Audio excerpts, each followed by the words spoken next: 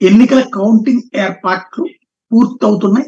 ప్రారంభమైపోయినాయి, పూర్తవుతున్నాయి. ప్రస్తుతం 4వ తారీఖు కౌంటింగ్ జరుగుతుంది. ఎలా జరుగుతుంది ఈ కౌంటింగ్ అన్నటువంటిది చూసుకుంటే తాజాగా తెలుస్తున్నటువంటిది ఏంటంటే ప్రతి అసెంబ్లీకి 14 టేబుల్ ఏర్పాటు చేస్తారు. అన్ని చోట్ల కూడా. అంటే ఒక రౌండ్ కి 14 టేబుల్స్. 14 టేబుల్స్ మీద 14 ఈవీఎంలు తెచ్చి పెడతారు.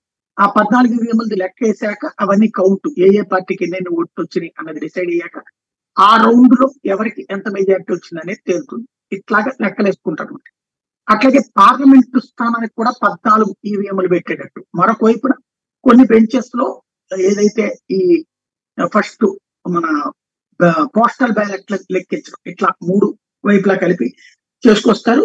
అందుకని 14 టేబుళ్లకి గాను 14 మంది పోలింగ్ ఏజెంట్లను నియమించమని చెప్పి రాజకీయ పార్టీలకు సూచించారు. జూన్ 4వ తారీఖు ఉదయం 6 గంటలకు అభ్యర్థులు వాళ్ళ ఏజెంట్లు చేరుకోవాలి కౌంటింగ్ స్పాట్లకి అన్నటువంటి తేల్చి చెప్పారు.